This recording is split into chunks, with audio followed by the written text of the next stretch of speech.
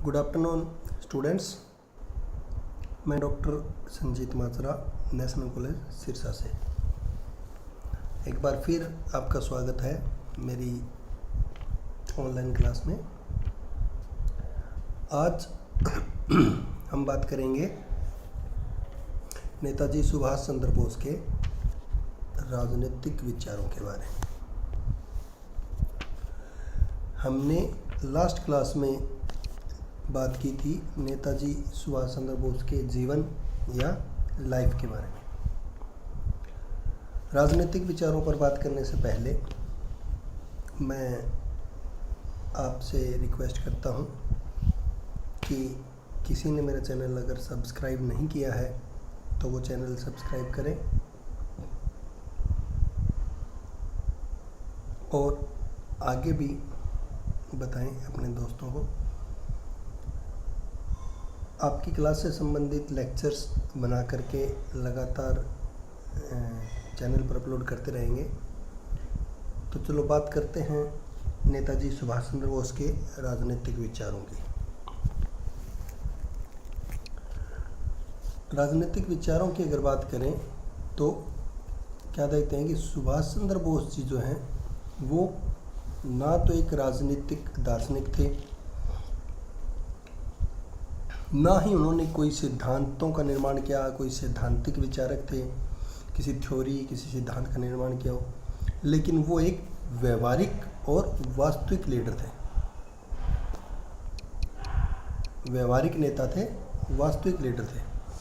व्यवहारिक का मतलब कि उनके समय में जो भी परिस्थितियां समाज में थी उन परिस्थितियों के अनुकूल सही दिशा में कार्य करने को हमेशा प्रयासरत रहते थे। हमें पता है कि उनके समय में भारत ब्रिटिश शासन के अंतर्गत आता था। भारत ब्रिटेन का एक उपनिवेश था। तो भारत को ब्रिटेन से स्वतंत्र कराने में एक प्रकार से उन्होंने काफ़ी अधिक प्रयासरत रहे। भारतीय राष्ट्रीय आंदोलन में भारत की स्वतंत्रता को लेकर के उन्होंने काफ़ी योगदान दिया। उनके जो विचारों की बात करें तो उनके विचार स्वामी विवेकानंद और अरविंद घोष जी से प्रभावित थे। विदेशी विद्वानों में उनके विचारक Hegel, not eagle, this is wrong, Hegel, विदेशी विचारों में उनके विचार हीगल से प्रभावित थे, नॉट ईगल। और उनके राजनीतिक विचारों से संबंधित अगर उनकी पुस्तक की बात करें तो उनकी पुस्तक का नाम है द इंडियन स्ट्रगल, जो उनके राजनीतिक विचारों के बारे में हमें जानकारी देती है, राजनीतिक विचारों के बारे में हमें बताती है। तो चलिए राजनीतिक विचारों की बात करें तो कुछ बातों या कुछ विचारों के अंतर्गत हम उनके राजनीतिक विचारों को समझ सकते हैं, देख सकते हैं। जैसे कि राज्य के संबंध में उनके विचार।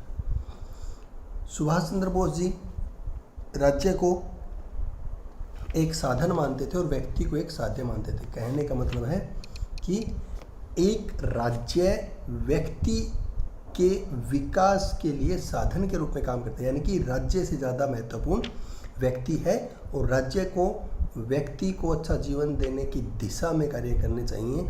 अच्छा जीवन देने की दिशा में किस प्रकार से कल्याणकारी और किस प्रकार से व्यक्तिगत स्वतंत्रता की सुरक्षा हेतु राज्य काम कर सकता है वो करना चाहिए। तो उस हिसाब से हम देखते हैं कि सुभाष चंद्र बोस राज्य को एक साधन और व्यक्ति को एक साध्य मानते हैं। सुभाष चंद्र बोस जी का मानना है कि राज्य की आवश्यकता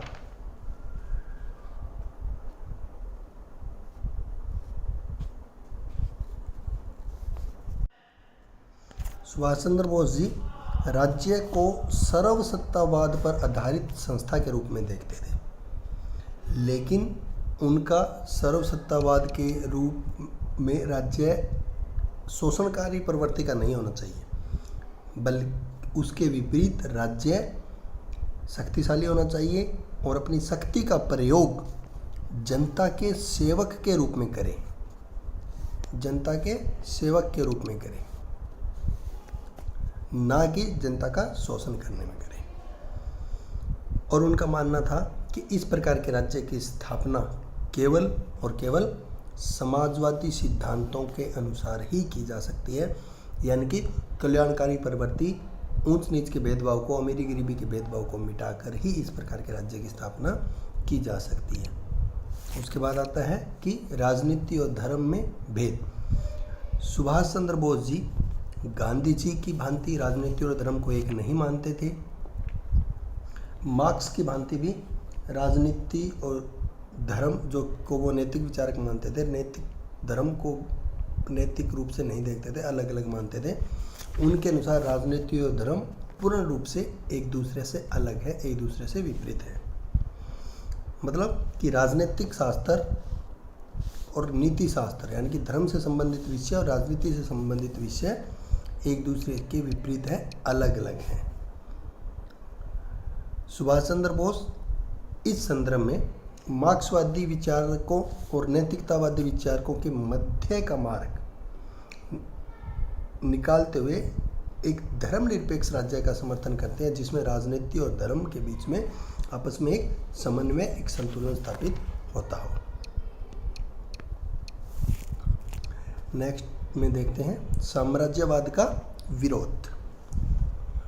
उनके स्वयं के शब्दों में सुभाष चंद्र बोस जी साम्राज्यवादी शासन को अच्छा नहीं मानते थे, क्योंकि उनका मानना था कि साम्राज्यवादी व्यवस्था वो व्यवस्था है जो शोषण और हिंसा पर आधारित होती है और लोगों का या अपने उपनिवेश का वो लोग उसमें रहने वाले लोगों का या जनता का वो शोषण करते हैं, उनके विपरीत नियम और कानून बनाते हैं, यानी कि वो एक अमानवीय प्रवृत्तियों को जन्म देता है। इसलिए उनके स्वयं के शब्दों में हम कह सकते हैं कि साम्राज्यवाद के संबंध में वे कहते थे कि वर्तमान युग हमारे आंदोलन की साम्राज्यवादी विरोधी अवस्था है। इस युग में हमारा मुख्य कार्य साम्राज्यवाद का अंत करना तथा भारतीय जनता के लिए स्वतंत्रता प्राप्त करना है। इसी प्रकार से वो भारत को साम्राज्यवाद से मुक्त करवाना चाहते थे और शायद इन्हीं कारणों से सुभाष चंद्र बोस जी हिटलर और मुसोलिनी जैसे नेताओं से मिले भी थे। उनके विचारों से पूर्ण तरह से सहमत नहीं थे, लेकिन उनके जो अपने राज्य को सर्वश्रेष्ठ बनाने का जो विचार था उसको कहीं ना कहीं वो मानते थे और उसी कारण से वो भारत की स्वतंत्रता के लिए या साम्राज्यवादी शासन से मुक्ति के लिए उन नेताओं से, हिटलर और मुसोलिनी से वो मिले थे। उसके बाद आता है राष्ट्रवाद के संबंध में विचार। सुभाष चंद्र बोस जी को एक राष्ट्रवादी भी माना जाता है। वो एक कट्टर या उग्र राष्ट्रवाद के समर्थक व्यक्ति थे। उग्र राष्ट्रवाद के या कट्टर राष्ट्रवाद का समर्थन करने वाले विचारक थे और उनके दृष्टिकोण से राष्ट्रवाद व्यक्ति का अपना धर्म है। व्यक्ति को अपने राष्ट्र के प्रति समर्पित, अपने राष्ट्र के प्रति लगाव और प्रेम होना ही चाहिए। उनका राष्ट्रवादी दृष्टिकोण हम उनके दिए हुए विभिन्न नारों से भी समझ सकते हैं कि उन्होंने राष्ट्र को सर्वप्रमुख माना और किसी भी परिस्थिति में राष्ट्र को स्वतंत्र करवाना चाहते थे, क्योंकि उनका मानना था राष्ट्र स्वतंत्र तभी होगा जब व्यक्तियों के अंदर अपने राष्ट्र के प्रति भावनाएं होंगी, अपने राष्ट्र के प्रति विचार होंगे और उनके ओजस्वी और तर्कपूर्ण भाषणों में जिससे युवाओं को काफ़ी प्रेरणा मिलती थी, युवाओं के अंदर आज़ादी के लिए मर मिटने का जज्बा आता था, उनसे हम उनके राष्ट्रवादी होने के नज़रिए को या दृष्टिकोण को समझ सकते हैं। उनके विभिन्न नारे जैसे तुम मुझे खून दो मैं तुम्हें आज़ादी दूंगा, या फिर सफलता कायरों को नहीं अपितु वीरों को मिलती है, या फिर रक्त को पुकार रहा आज़ाद हिंद फौज के लिए जो नारा दिया, या फिर दिल्ली चलो दिल्ली की सड़क स्वतंत्रता की सड़क है। ये जो उनके विचार हैं, ये जो उनके भाषण हैं, भाषण के दौरान ये जो उन्होंने नारे दिए, इन नारों से कहीं ना कहीं हम उनके राष्ट्रवादी होने का प्रमाण प्राप्त करते हैं, उनके राष्ट्रवादी विचारों को समझ सकते हैं। उसके बाद है स्वतंत्रता के संबंध में विचार। नेताजी सुभाष चंद्र बोस स्वतंत्रता के भी कट्टर समर्थक थे। वे किसी भी परिस्थिति में भारत को विदेशी राष्ट्र या विदेशी सत्ता से स्वतंत्र कराना चाहते थे या उसके अधीन नहीं रहना चाहते थे। उन्होंने स्वयं कहा था, उन्होंने आईसीएस की नौकरी छोड़ दी। उनका मानना था कि आईसीएस की नौकरी से मैं पराधीन हो जाऊंगा और मैं भारत की स्वतंत्रता में अपना योगदान नहीं दे पाऊंगा। इसलिए उन्होंने स्वयं कहा था कि जिस दिन मैं नौकरी के प्रतिज्ञा पत्र पर हस्ताक्षर कर दूंगा उस दिन मैं पराधीन हो जाऊंगा। और उन्होंने आईसीएस की जो परीक्षा पास की थी अपने पिता की इच्छा पर उस नौकरी से इस्तीफा दे दिया था। वे परतंत्रता को अन्याय या महान अभिशाप मानते थे। उनका मानना था भी किसी भी राष्ट्र को किसी दूसरे राष्ट्र को उपनिवेश या साम्राज्यवादी व्यवस्था के अधीन अपने अधीन नहीं करना चाहिए और हर देश के नागरिकों को स्वतंत्रता पूर्वक अपने राष्ट्र को में रहने का अधिकार होना चाहिए। और इसी कड़ी के अंदर उनका नाम भारत के महान स्वतंत्रता सेनानियों की पंक्तियों में सबसे पहले नंबर पर आने वाले व्यक्तियों में लिया जाता है। उसके बाद आता है समानता के संबंध में विचार। सुभाष चंद्र बोस जी अपने राज्य संबंधी और समाजवादी संबंधी विचारों में समानता के सिद्धांत का समर्थन करते हैं। राज्य में वो राज्य को सर्वशक्तिशाली बनाना चाहते हैं, लेकिन एक ऐसा राज्य चाहते हैं जो धर्मनिरपेक्ष और समानतावादी सिद्धांतों पर आधारित हो। एक ऐसे समाज की कल्पना करना चाहते हैं जिसमें जाति, धर्म, भाषा, संस्कृति किसी भी आधार पर कोई भेदभाव ना किया जाए। सुभाष चंद्र बोस ने भारत में रहने वाले स्वर्ण हिंदुओं से भी अपील की। उनसे भी कहा कि अपने साथ रहने वाले निम्न जाति के साथियों को या दलित जिन्हें माना जाता है उन साथियों के साथ किसी भी प्रकार से भेदभावपूर्ण व्यवहार ना करें और उनके साथ समान व्यवहार करें, सम्मानपूर्वक रहें उनके साथ। इस विचारों से हम उनके समानता संबंधी विचारों को समझ सकते हैं, समानता संबंधी विचारों को जान सकते हैं। समानता के बाद आता है समाजवाद संबंधी विचार। जैसा कि हमने पीछे भी पढ़ा राज्य संबंधी विचारों में कि राज्य के समाजवादी स्वरूप को पसंद करते थे, यानी कि उनके समाजवाद में मार्क्सवादी और गांधीवादी सिद्धांतों से अलग अपने समाजवादी विचारों को या अपने समाजवादी सिद्धांतों को वो मानते थे। अपने समाजवाद को उन्होंने वामपंथ का नाम दिया। वामपंथ से उनका मतलब जो मार्क्सवादी दृष्टिकोण है, मार्क्सवादी अप्रोच है, वो नहीं, बल्कि वो अप्रोच कि एक ऐसा समाज जिसमें रहने वाले नागरिक और व्यक्ति समाज में रहने वाले लोगों के बीच आर्थिक अंतर है उसको समाप्त करने की दिशा में अगर प्रयास करें, उसको समाप्त करने की दिशा में कार्य करें, उस प्रकार के समाजवाद को, उस प्रकार काम करने वाले व्यक्ति को सही अर्थों में वो वामपंथी मानते थे। और उनके अपने समाजवादी विचारों के माध्यम से कहीं ना कहीं आर्थिक समानता लाने का प्रयास किया, यानी कि अमीरी और गरीबी के अंतर को समाप्त करना चाहते थे। और उस समय की तत्कालीन समस्याओं के समाधान के लिए उनका ये मानना था कि समाजवाद ही एकमात्र साधन हो सकता है, समाजवाद ही एकमात्र तरीका हो सकता है जिससे उन समस्याओं का समाधान हम कर सकते हैं। उसके बाद है राजनीतिक यथार्थवाद में विश्वास। राजनीतिक यथार्थवाद में विश्वास का मतलब है कि राज्य के निरंतर क्रमिक विकास के सिद्धांत में वो भरोसा करते थे कि राज्य को लगातार आगे बढ़ता रहना चाहिए, लगातार धीरे धीरे अपने लोगों के जीवन को सुधारने का प्रयास करता रहना चाहिए और लगातार विकास की दिशा में अग्रसर रहना चाहिए। उनका मानना था कि इस प्रकृति के अंदर, प्रकृति को भी अगर हम देखते हैं, प्रकृति का भी अगर हम अवलोकन करते हैं तो हमें ये पता चलता है कि प्रकृति निरंतर अग्रसर होती है और विश्व को आगे की ओर लेकर जा रही है या विश्व नेचुरल तरीके से लगातार आगे की ओर बढ़ रहा है। इसलिए वो राजनीतिक यथार्थवाद में राष्ट्र के निरंतर विकास का समर्थन करते थे और वो मानते थे कि बायोलॉजिकल सिस्टम, मतलब जीव शास्त्रीय सिस्टम और नैतिक आधार पर भी प्रगति में विश्वास करना आवश्यक है। जब हम प्रगतिशील विचार नहीं रखेंगे, जब हम प्रगति पर विश्वास नहीं करेंगे तो राष्ट्र को आगे ले जा नहीं पाएंगे, राष्ट्र की उन्नति और विकास का काम नहीं कर पाएंगे। उसके बाद आता है वो फांसीवाद का समर्थक सुभाष चंद्र बोस जी। हालांकि हिटलर और मुसोलिनी की भांति फांसीवादी विचारों का समर्थन करते हैं, फांसीवाद का समर्थन करते हैं, लेकिन फांसीवाद को उस अवस्था में वो स्वीकार नहीं करते जिस प्रकार की अवस्था इटली और फ्रांस में थी।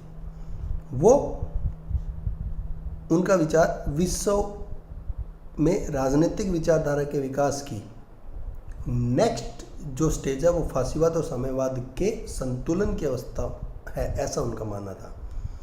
और इसी को वो वास्तविक समाजवाद की अवस्था मानते हैं, यानी कि राज्य श्रेष्ठ हो और उस राज्य के अंदर रहने वाले नागरिकों को समान साम्यवाद या समाजवादी सिद्धांतों के आधार पर समानता हो और उनमें किसी प्रकार का भेदभाव ना हो, ऊंच नीच, अमीर गरीब, जाति आदि के आधार पर, और राज्य व्यक्ति के विकास के लिए काम करे, ना कि व्यक्ति के शोषण के लिए। इस प्रकार के विचारों को मानते थे, यानी कि फांसीवाद का समर्थन तो करते थे, लेकिन उसके साथ साथ उन्होंने फांसीवाद के एक सुधरे हुए रूप का समर्थन किया जिसमें राज्य की सर्वोच्चता की उन्होंने बात की, और उसके साथ साथ ब्रिटिश जो संसदीय प्रणाली है उसमें उन्होंने कोई विश्वास नहीं रखा। इस हिसाब से उन्होंने फांसीवाद का एक प्रकार से समर्थन किया। उसके बाद है अहिंसावाद का विरोध। सुभाष चंद्र बोस जी एक राज्य के लिए, एक राज्य को उन्नति के लिए, विकास के लिए अहिंसावादी सिद्धांतों को सही नहीं मानते थे। उनका मानना था कि एक राज्य को अपने विकास के लिए हिंसा के सिद्धांत का प्रयोग भी करना चाहिए आवश्यकता पड़ने पर, यानी कि वो हिटलर और मुसोलिनी के समान तानाशाही नहीं थे, व्यवहारिक राजनीतिज्ञ थे, परंतु उनके द्वारा प्रयोग किए जाने वाले हिंसा के सिद्धांत का समर्थन करते थे। कि उनका मानना था कि राज्य को अपनी सुरक्षा के लिए, अपनी स्वतंत्रता के लिए, अपने नागरिकों के सुरक्षा के लिए हिंसा का सहारा भी लेना पड़ सकता है। पूर्ण रूप से अहिंसावादी होना कहीं ना कहीं राज्य के लिए हितकारी नहीं हो सकता, और अहिंसक साधनों का प्रयोग वो ब्रिटिश शासन के विरुद्ध सही नहीं मानते थे। कि उन्होंने कहा कि ब्रिटिश शासन से हम अहिंसावादी विचारों के अंतर्गत अगर काम करेंगे, अपने पक्ष मजबूती से नहीं रखेंगे तो वो हमारी बात नहीं सुनेंगे, इसलिए अहिंसावादी साधनों का प्रयोग करके ब्रिटिश शासन से स्वतंत्रता की मांग करना उनके नज़रिए से सही नहीं था, व्यर्थ था। उसके बाद है धर्म के संबंध में विचार। सुभाष चंद्र बोस जी धर्म विरोधी नहीं थे और ना ही वो गांधी जी के समान पूरी तरह से धर्म में पूर्ण रूप से आस्था रखते थे, लेकिन वो धर्म के बारे में एक संतुलित विचारधारा रखते थे। सोवियत रूस के नागरिक धर्म के विरोधी थे, उनमें भावनात्मक लगाव नहीं था, लेकिन उनका मानना था कि धर्म वैसी ही भावनात्मक व्यवस्था है जो अपने राष्ट्र के प्रति हमें समर्पित करती है। वो धर्म में पूर्ण रूप से आस्था रखते थे, और ये आस्था कहीं ना कहीं वो बचपन से जो गीता का पाठ आदि सुनते थे उससे उनके विचारों में या उनके मन में आई थी। उसके बाद इतिहास की व्याख्या। उनका मानना था कि जब तक लोग या हम या नागरिक अपने इतिहास को नहीं जानेंगे, अपने इतिहास से परिचित नहीं होंगे, तब तक हम हमारे अच्छे भविष्य के लिए कार्य नहीं कर पाएंगे। इसलिए उन्होंने इतिहास को लेकर के इतिहास की व्याख्या अपनी फेमस पुस्तक द इंडियन स्ट्रगल में की, और उन्होंने ये भी कहा कि भारत इस दुनिया में, विश्व में सर्वाधिक प्राचीन इतिहास रखने वाले देशों में से एक है। उन्होंने कहा कि समय के साथ साथ भारत में कई देश आए, उन्होंने शासन किया, भारत के ऊपर राज किया। भारत में हमेशा उतार चढ़ाव आते रहे, लोगों की शारीरिक और बौद्धिक आलस्य लोगों में रहा, बुद्धिजीवी वर्ग के लोग भी आए। ब्रिटिश शासन ने भारत के लोगों को मानसिक रूप से कमज़ोर भी किया, लोगों ने को स्वतंत्रता के लिए प्रयासरत भी रहे, और लोगों की स्वतंत्रता को उन्होंने छीनने का प्रयास किया, और लोग उनके खिलाफ भी 1857 के अंदर क्रांति भी हुई। यानी कि उन्होंने विभिन्न प्रकार का जो हमारा ऐतिहासिक विकास रहा उनके बारे में बातें करके उस इतिहास से लोगों को प्रेरणा कैसे मिले, इसके लिए एक प्रकार से जागरूक करने का प्रयास किया। इसी प्रकार से हम कहते हैं कि सुभाष चंद्र बोस के राजनीतिक विचार में कुछ अन्य विचारों को और भी देख सकते हैं कि राष्ट्र के निर्माण के संबंध में विचार, कि जैसे वे कि यथार्थवादी थे और अपने देश के प्रति सर्वस्व न्यौछावर करने को तैयार रहते थे, और राष्ट्रवादी विचार होने के साथ साथ उन्होंने अपने देश के नागरिकों को कृषि में वैज्ञानिक पद्धति अपनाने की बात की, औद्योगिक विकास के लिए समर्थन दिया, औद्योगिक विकास के लिए लोगों को जागरूक करने का प्रयास किया, अपने राष्ट्र में अपने शासन को स्वयं करने के प्रति जागरूक हुए, समाज के अंदर ऊंच नीच के भेदभाव को खत्म करने के संबंध में उनके वो प्रयासरत थे। लोकतंत्र के संबंध में विचार कि सुभाष चंद्र बोस जी एक लोकतांत्रिक शासन व्यवस्था में भरोसा करते थे और लोकतंत्र को मतलब फांसीवाद और समाजवाद संबंधी विचारों के अनुसार सुभाष चंद्र बोस जी लोकतंत्र को सही मानते थे, लेकिन राज्य को शक्तिशाली बनाते हुए उन्होंने जो ब्रिटिश या अमेरिकी लोकतांत्रिक व्यवस्था थी उनके विपरीत जो जर्मनी, इटली आदि देशों में संसदीय शासन प्रणाली और बहुदलीय व्यवस्था थी, उस प्रकार की शासन प्रणालियों का देखा तो सही, लेकिन उनको पूर्ण रूप से सही नहीं माना, बल्कि उसमें एक परिवर्तन के आधार पर सही मानते थे। वो एक दलीय शासन प्रणाली में और उसके नेता के शासन में विश्वास रखते थे। उनके उद्देश्य से उन्होंने फॉरवर्ड ब्लॉक दल की स्थापना भी की थी और भारत की सभी समस्याओं को लोकतांत्रिक ढंग से नहीं सुलझा सकते, इस हिसाब से उनका मानना था कि हमें उस प्रकार के लोकतंत्र की व्यवस्था करनी चाहिए जिसमें सर्वसत्तावादी शासन के साथ साथ एक संतुलित शासन व्यवस्था हो और राज्य को शक्तिशाली स्वरूप दिया जा सके। गांधी और गांधीवाद के संबंध में विचार। सुभाष चंद्र बोस जी गांधी जी के समर्थक थे, गांधी जी के अनुयायी थे, लेकिन गांधी जी के अहिंसावादी सिद्धांतों का समर्थन नहीं करते थे। गांधी जी ने जब असहयोग आंदोलन वापस लिया तो उनके उन विचारों की उन्होंने आलोचना भी की थी और उनका वो कहते थे कि हम जिस प्रकार से ब्रिटिश शासन से अपनी स्वतंत्रता की बात करते हैं, ब्रिटिश शासन हमें कभी भी उस हिसाब से स्वतंत्रता नहीं देगा। इसलिए वो गांधी जी के अनुयायी थे, गांधी जी का सम्मान करते थे, पसंद करते थे, लेकिन उनके काम करने के तरीके जो अहिंसावादी विचार था या अहिंसा का जो विचारक था, उस चीज़ की समर्थन नहीं करते थे और वो उनके विपरीत पूर्ण स्वराज्य की बात करते थे और किसी भी परिस्थिति में स्वराज्य चाहिए, ऐसा उनका मानना था। द्वंद्ववाद के संबंध में विचार उनका वो द्वंद्ववाद का विचार हीगल ने दिया, हीगल के विचारों से सहमत थे और उसी के आधार पर उन्होंने कहा था कि हमें ये जो पुरानी शासन व्यवस्था है, ब्रिटिश शासन व्यवस्था, उसको खत्म करके नई शासन व्यवस्था की स्थापना करनी चाहिए। यानी कि पुराने विचार के स्थान पर ही नए विचार जन्म लेते हैं और पुरानी शासन पद्धतियों के स्थान पर ही नई शासन पद्धतियां जन्म लेती हैं। तो इसलिए अब समय आ गया है कि ब्रिटिश शासन व्यवस्था के स्थान पर एक नई शासन व्यवस्था की शुरुआत की जानी चाहिए। और राष्ट्रीय एकता के संबंध में विचार, यानी कि सुभाष चंद्र बोस जी भारत के लोगों में राष्ट्रीय भावना, राष्ट्रीय विचार विकसित करना चाहते थे। लोगों को एकजुट होकर के ब्रिटिश शासन का विरोध करें ताकि ब्रिटिश शासन भारत की एकता और अखंडता को क्षति पहुंचाने का कार्य ना करें और उनको स्वतंत्र कर दें। भारत में फूट डालो और शासन करो की नीति ना करें। और जब 1940 में मुस्लिमों ने अलग राष्ट्रवाद की बात की तो सुभाष चंद्र बोस ने इस मांग का कड़ा विरोध किया, कहा कि भारत एक है, सभी को एकजुट होकर अपना पक्ष रखना चाहिए। निष्कर्ष रूप में हम कह सकते हैं कि सुभाष चंद्र बोस जी एक राष्ट्रवादी, एक ओजस्वी नेता थे। उन्होंने देश की सर्वोपरिता को आदर्श माना, लोकप्रिय बनाने में, लोगों तक देश के सर्वोच्च सम्मान को पहुंचाने में काफ़ी महत्वपूर्ण योगदान दिया। उन्होंने समाज में साम्यवाद और पुरोहितवादी जैसे विचार जो थे या जो निरंकुशतावादी विचार जो थे, उनका कड़ा विरोध किया। हालांकि वे कोई मौलिक विचारक या मौलिक चिंतक नहीं थे, लेकिन फिर भी आधुनिक भारतीय राजनीतिक चिंतन में उनको महत्वपूर्ण स्थान प्राप्त है। उनका सम्मान के साथ उनका नाम लिया जाता है।